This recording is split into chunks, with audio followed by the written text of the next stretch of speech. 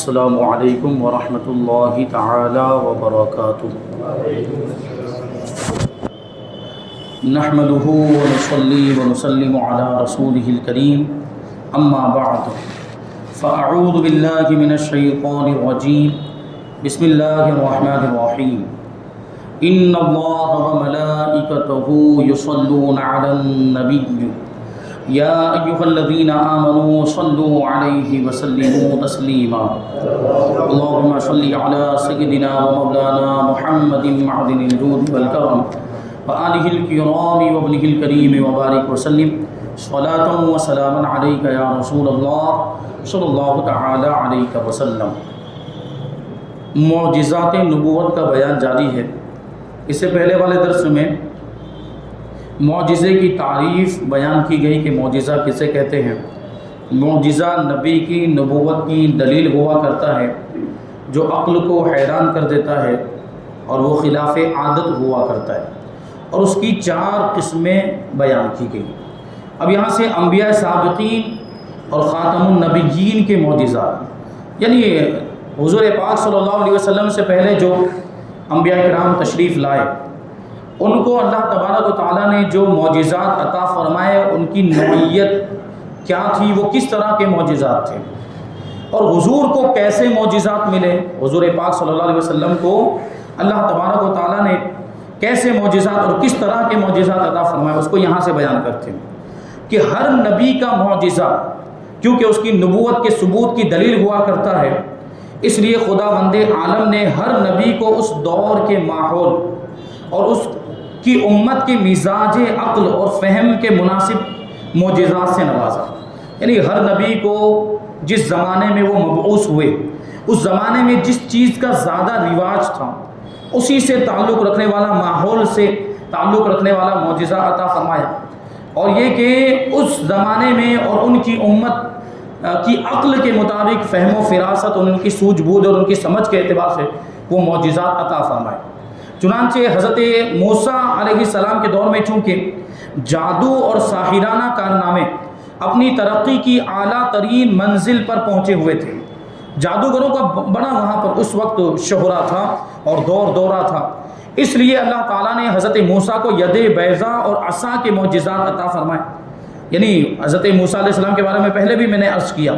کہ حضرت موسیٰ علیہ السلام کا ایک معجزہ ہے ید بیضا، یعنی آپ بغل میں ہاتھ ڈالتے اور پھر ہاتھ کو باہر نکالتے تو یہ ہاتھ روشن ہو جاتا اور چمکنے لگ جاتا تھا۔ اور عصا، اس میں تو بڑے ہی معجزات تھے، اسی کے تعلق سے ایک معجزہ پچھلے والے درس میں بیان ہوا کہ جادوگروں نے جب اپنی لاٹھیوں اور رسیوں کو میدان میں ڈالا اور وہ سانپ اور اژدہے بن گئے، تو حضرت موسیٰ علیہ السلام نے اپنی لاٹھی کو میدان میں ڈال دیا تو بہت بڑا اژدہا بن گیا اور ان کے سارے سانپوں کو اور اژدہوں کو وہ نگل گیا۔ تو یہ حضرت موسیٰ علیہ السلام کو اللہ تعالیٰ نے معجزات، کیونکہ ان کے زمانے میں جادو کا بڑا رواج تھا اور جادوگر اپنی مہارت پر بڑا فخر کیا کرتے تھے، اور جادوگر یہ سمجھتے تھے کہ ہمارا کوئی مقابلہ نہیں کر سکتا۔ تو یہ معجزات حضرت موسیٰ علیہ السلام کو جادوگروں کے مقابلے میں عطا فرمائے۔ اور یہ میں نے بات عرض کی تھی کہ جادوگر جادو کے ماہر تھے۔ جب حضرت موسیٰ علیہ السلام کا معجزہ دیکھا تو ان کو یہ بات سمجھ میں آ گئی کہ یہ جادو نہیں، کیونکہ وہ جادو کی حد کو جانتے تھے، جادو کی لمٹ کو جانتے تھے، ان کو بات سمجھ میں آ گئی کہ یہ جادو نہیں بلکہ یہ تو معجزہ ہے، اور انہوں نے حضرت موسیٰ کی نبوت کو تسلیم کر لیا اور کلمہ پڑھ کے مسلمان ہو گئے۔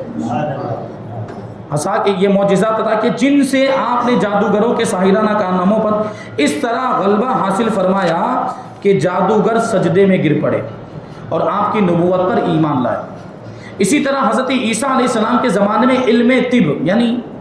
بیماریوں کا علاج کرنے کا جو علم ہوتا ہے، علم طب، اور اسی سے طبیب، جو اس زمانے میں ڈاکٹر ہوتے ہیں ان کو طبیب کہا جاتا تھا، تو جڑی بوٹیوں کے ذریعے سے وہ علاج کیا کرتے تھے اور نئی نئی بیماریوں کا وہ علاج اس طرح تلاش کرتے تھے۔ تو علم طب انتہائی معراج ترقی پر پہنچا ہوا تھا، اور اس دور کے طبیبوں اور ڈاکٹروں نے بڑے بڑے امراض اور بڑی بڑی بیماریوں کا علاج کر کے اپنی فنی مہارت سے تمام انسانوں کو مسحور کر رکھا تھا، یعنی حیرت میں مبتلا کر دیا تھا۔ ایسی ایسی بیماریوں کا بھی علاج انہوں نے ڈھونڈ لیا تھا جو اس سے پہلے دریافت نہیں ہوا تھا، تو لوگ تعجب کرنے لگ گئے کہ یہ طبیب تو بڑے ماہر ہیں، یہ ڈاکٹر تو بڑی ہی مہارت رکھتے ہیں علاج کرنے میں، اور نئی نئی بیماریوں کا وہ لوگ علاج تلاش کر رہے تھے. تو یہ طبابت جو ہے وہ اپنے عروج پر تھی. اس لیے اللہ تعالیٰ نے حضرت عیسیٰ علیہ السلام کو مادرزاد اندھوں اور کوڑیوں کو شفا دینے اور مردوں کو زندہ کرنے کا معجزہ عطا فرمایا. کیونکہ انہوں نے اگرچہ بہت بڑی مہارت وہ علم طب کے اندر حاصل کر لی تھی اور بڑی بڑی بیماریوں کا علاج بھی کر لیتے تھے، لیکن آج تک ان کے پاس کوڑ کا علاج نہیں تھا اور اندھے پن کا علاج نہیں تھا، اور سب سے بڑی بات موت کا علاج تو آج تک بھی دریافت نہیں ہوا. تو حضرت عیسیٰ علیہ السلام یہ مادرزاد اندھوں کو، جو ماں کے پیٹ سے اندھا پیدا ہوا ہو، اس کو شفا دے دیتے تھے. اس کی نگاہوں کی روشنی واپس آ جاتی تھی، وہ دیکھنے لگ جاتا تھا. اور جو کوڑی ہوتا، حضرت عیسیٰ علیہ السلام اس کے جسم پر ہاتھ پھیر دیتے تو اس کی کوڑ کی بیماری دور ہو جاتی تھی. اور سب سے بڑی بات کہ حضرت عیسیٰ علیہ السلام اللہ کے حکم سے مردوں کو زندہ کر دیا کرتے تھے. ظاہر سی بات ہے کہ ان کو اپنے فن طب میں مہارت حاصل تھی، لیکن جب انہوں نے دیکھا کہ یہ تو ان بیماریوں کا بھی علاج کر رہے ہیں جن کا علاج تو ہمارے پاس بھی نہیں ہے، بلکہ ایسی بیماری کا بھی علاج کر دیا، موت کا بھی علاج کر دیا کہ آج تک اس کا علاج دریافت نہیں ہوا، تو انہوں نے تسلیم کر لیا. یہ معجزہ دیکھ کر مسیحی دور کے اطباء، حضرت عیسیٰ علیہ السلام کے زمانے کے جو طبیب اور ڈاکٹر تھے، ان کے ہوش اڑ گئے اور وہ حیران اور ششدر رہ گئے. اور بالآخر انہوں نے ان معجزات کو انسانی کمالات سے بالاتر مان کر آپ کی نبوت کو تسلیم کر لیا اور مان لیا. اسی طرح حضرت صالح علیہ السلام کے دور بعثت میں سنگ تراشی اور مجسمہ سازی کے کمالات کا بہت ہی چرچا تھا. سنگ تراشی مطلب وہ پہاڑوں کو تراش کر اس میں گھر بنا لیتے تھے، بڑے بڑے محل بنا لیتے تھے، مجسمے بناتے تھے، بڑے بڑے پتلے تیار کر لیتے تھے، اسٹیچو بنا لیا کرتے تھے. اور اس فن میں ان کو بڑی مہارت حاصل تھی اور اس پر وہ فخر بھی کیا کرتے کہ ہمارے جیسا فن اور ہمارے جیسی مہارت کسی کے پاس نہیں ہوگی. آج بھی قوم سمود، حضرت صالح علیہ السلام کی جو قوم وہ ہے قوم سمود، آج بھی ان کے باقیات موجود، جو انہوں نے محلات بنائے، پہاڑوں کے اندر جو گھر بنائے تھے، پہاڑوں کو تراش کر بڑے بڑے محل اور بڑے بڑے قلعے بنائے تھے، آج بھی وہ موجود. پتھر کے پہاڑوں کے اندر انہوں نے سنگ تراشی کا اور اس فن کا ایسا مظاہرہ کیا تھا. تو اب اس زمانے کے اعتبار سے یہ فن بہت زیادہ عروج پر تھا، تو اللہ تبارک و تعالیٰ نے حضرت صالح علیہ السلام کو معجزہ بھی ویسا ہی عطا فرمایا. انہوں نے یہ اس چیز کا بڑا ہی رواج تھا، اس لیے اللہ تبارک و تعالیٰ نے حضرت صالح علیہ السلام کو یہ معجزہ عطا فرمایا اور یہ معجزہ عطا کر کے بھیجا کہ آپ نے ایک پہاڑی کی طرف اشارہ فرما دیا تو اس کی ایک چٹان شق ہو گئی، پھٹ گئی، اور اس میں سے ایک بہت ہی خوبصورت اور تندرست اونٹنی اور اس کا بچہ نکل پڑا. کیونکہ دیکھو پہاڑوں سے سب چیزیں بناتے تھے، اب یہ اونٹنی بھی پہاڑ ہی سے دریافت ہوئی اور پہاڑ ہی سے اس کا بچہ بھی نکلا. اور آپ نے فرمایا کہ ہاتھی ناقۃ اللہ لکم آیا، یہ اللہ کی اونٹنی ہے جو تمہارے لیے معجزہ بن کر آئی ہے. حضرت صالح علیہ السلام کی قوم آپ کا یہ معجزہ دیکھ کر آپ پر ایمان لائی. الغرض اسی طرح ہر نبی کو اس کے دور کے ماحول کے مطابق اور اس کی قوم کے مزاج اور ان کی افتاد طبع یعنی طبیعت کے تقاضے کے مناسب کسی کو ایک، کسی کو دو، کسی کو اس سے زیادہ معجزات ملے. مگر ہمارے حضور نبی آخر الزمان صلی اللہ علیہ وسلم چونکہ تمام نبیوں کے بھی نبی ہیں اور آپ کی سیرت مقدسہ تمام انبیاء کرام علیہ السلام کی مقدس زندگیوں کا خلاصہ اور آپ کی تعلیم تمام انبیاء کرام کی تعلیم کا نچوڑ ہے، اور آپ دنیا میں ایک عالمگیر اور ابدی دین لے کر تشریف لائے، یعنی دین اسلام، حضور پاک صلی اللہ علیہ وسلم کا دین ہمیشہ کے لیے. اب حضور کے بعد کوئی نیا نبی تو آنے والا نہیں ہے، تو نہ کوئی نئی شریعت آئے گی، نہ کوئی نیا دین آئے گا. حضور کا دین یہ ہمیشہ کے لیے، قیامت تک کے لیے حضور کا دین ہے. تو حضور یہ ایک عالمگیر مذہب لے کر. اور دوسری بات یہ کہ پہلے والے جو انبیاء کرام ہوتے تھے تو ان کا جو دین ہوتا تھا وہ کبھی ایسا ہوتا کہ کسی مخصوص علاقے کے لیے ہوتا تھا یا کسی خاص ملک کے لیے ہوتا تھا، کسی خاص آبادی یا کسی خاص قوم کے لیے ہوا کرتا تھا. لیکن ہمارے نبی کا جو دین ہے، دین اسلام، یہ کسی خاص قوم کے لیے نہیں، یہ کسی خاص ملک کے لیے نہیں، بلکہ یہ تو پوری دنیا کے لیے ہے. عالمگیر کا مطلب یہی ہوتا ہے پوری دنیا کو گھیرنے والا مذہب ہے اور پوری دنیا میں یہ مذہب پہنچا ہوا ہے. اور عالم کائنات میں اولین اور آخرین کے تمام اقوام و ملل آپ کی مقدس دعوت کے مخاطب ہیں. یعنی حضور پاک صلی اللہ علیہ وسلم کے دین کو قبول کرنا یہ ساری کائنات کے لوگوں کے لیے، پوری دنیا کے انسانوں کے لیے لازم اور ضروری ہے. اسی لیے اللہ تعالیٰ نے آپ کی ذات مقدسہ کو انبیاء سابقین کے تمام معجزات کا مجموعہ بنا دیا. یعنی پہلے والے انبیاء کرام کو جو جو معجزات الگ الگ ملے تھے وہ سارے معجزات ہمارے نبی کی ذات میں جمع فرما دیے گئے، اور آپ کو قسم قسم کے ایسے ایسے بے شمار معجزات سے اللہ تعالیٰ نے سرفراز فرمایا جو ہر طبقے، ہر گروہ، ہر قوم اور تمام مذہب والوں کے مزاج، عقل و فہم کے لیے ضروری تھے، کیونکہ اب پوری دنیا کے لیے جو دین ہوگا، پوری دنیا کے لیے جن کی نبوت عام ہوگی تو ان کے پھر معجزات بھی ویسے ہونے چاہیے، کیونکہ الگ الگ ملک کے الگ الگ رواج ہوتے ہیں۔ ابھی آپ نے سنا کہ وہ اگلے انبیاء اکرام کو ان کے دور کے اعتبار سے معجزات ملتے تھے، لیکن حضور کا دور یہ مختصر دور تو نہیں ہے، یہ تو قیامت تک باقی رہنے والا ہے، لہٰذا معجزات بھی ایسے ہونے چاہیے جو قیامت تک لوگوں کو چیلنج دیتے رہے۔ تو ایک معجزہ بھی آپ سماعت کریں گے، حضور پاک صلی اللہ علیہ وسلم کا ایک معجزہ ایسا ہے جو قیامت تک باقی رہے گا،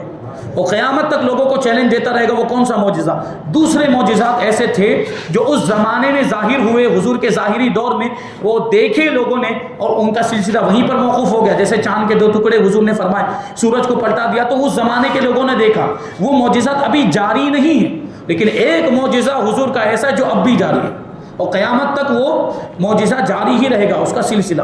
تو یہ عقل و فہم، ساری دنیا کے لوگوں کی سمجھ، ان کی عقل کے اعتبار سے حضور کو معجزات ملیں گے،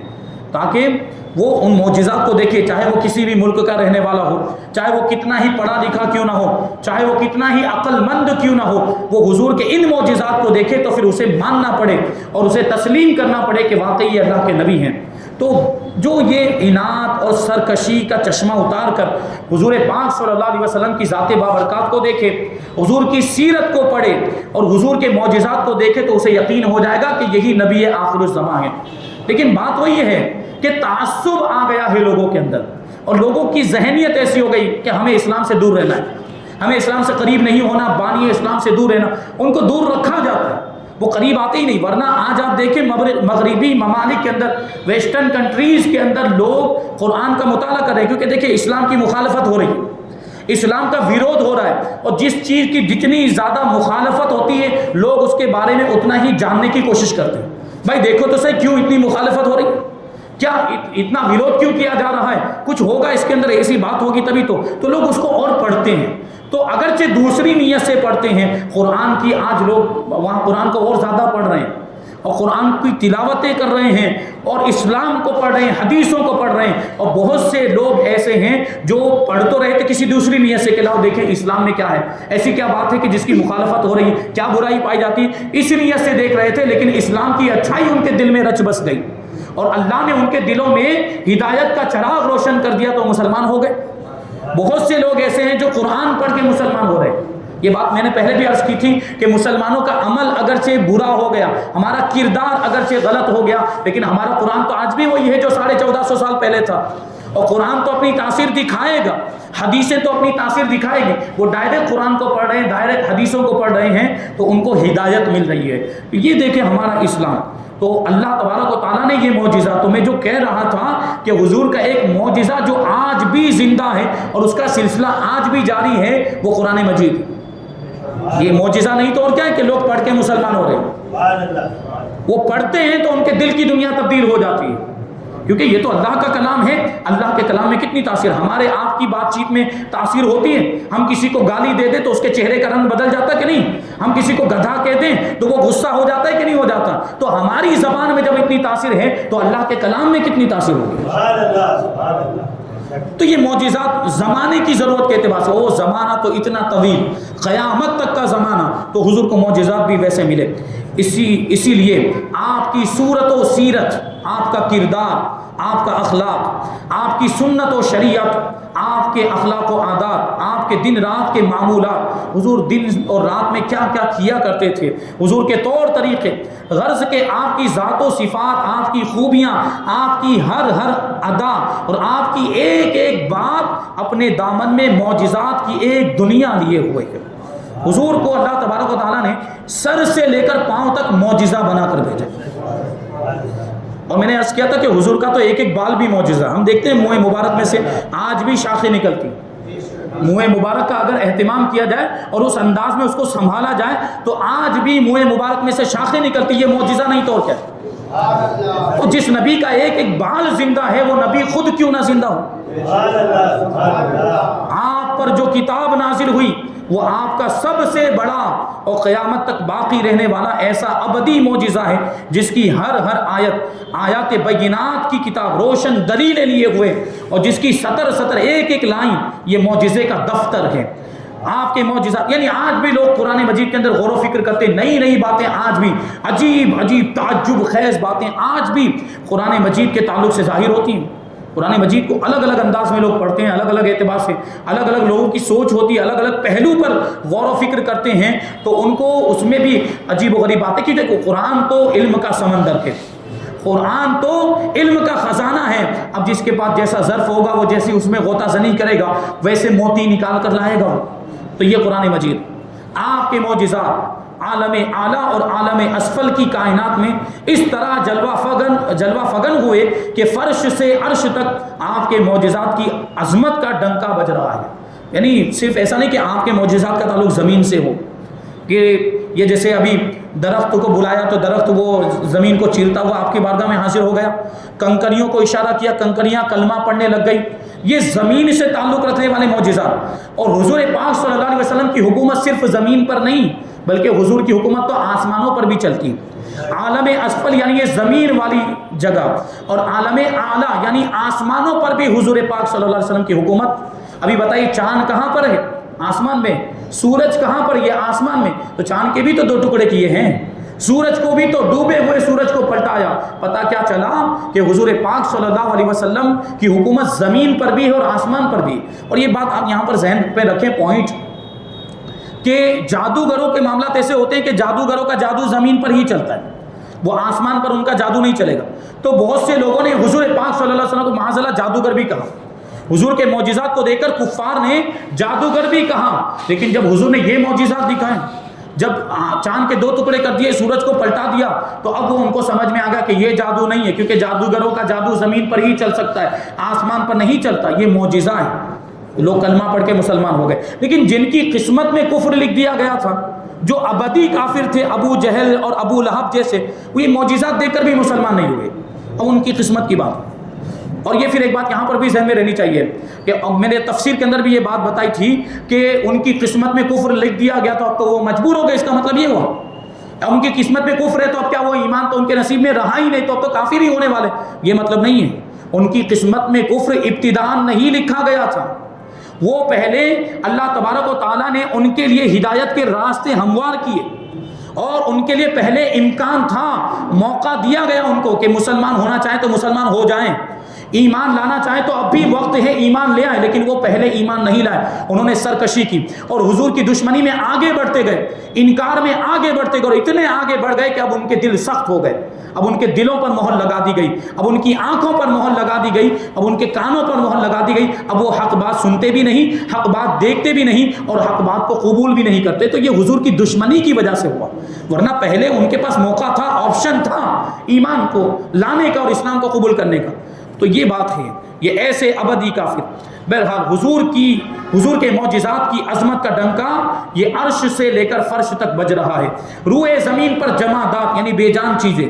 نباتات یعنی نباتات زمین سے اگنے والی چیزیں، اور حیوانات یعنی جو جاندار ہیں، انسان بھی حیوانات میں آتا ہے، اور جو جانور چار پائے اور چوپائے وغیرہ اور جو بھی جن کے اندر جان ہوتی ہے وہ سب حیوانات، ان کے تمام عالموں میں آپ کے طرح طرح کے معجزات کی ایسی ہماگیر حکمرانی اور سلطنت کا پرچم لہرایا کہ بڑے بڑے منکروں کو بھی آپ کی صداقت و نبوت کے آگے سر نگو ہونا پڑا، یعنی سر جھکانا پڑا۔ ایسے ایسے معجزات۔ اور معاندین یعنی دشمنوں کے سوا